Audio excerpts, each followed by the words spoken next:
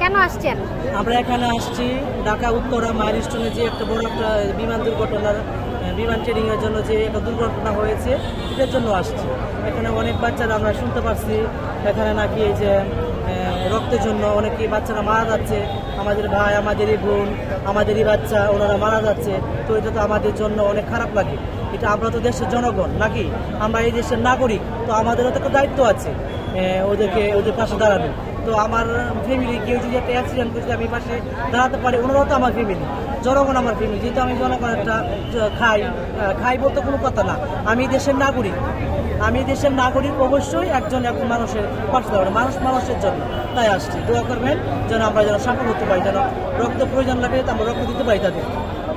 ঠিক আছে, আপনি কিছু বলবেন? আপনার মনের কোনো কথা আছে বলেন, একটু বলেন শুনি।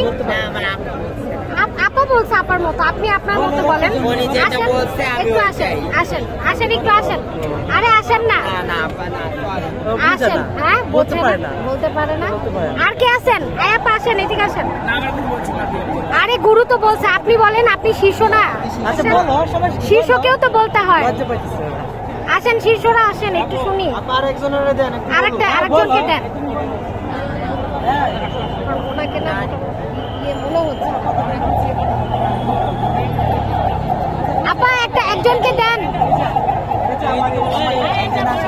বলেন কেন আসছেন? আমরা রক্ত দিতে আসছি মগবাজার থেকে, মোটবাগ থেকে।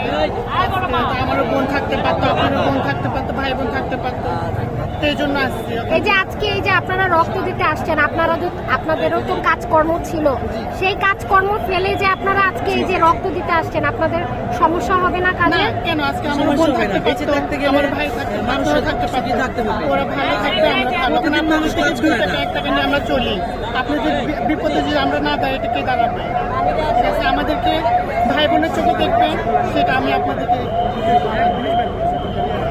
বান্ডেল থাকলে প্রতি সেনমানিতে টাকা বাঁচবে।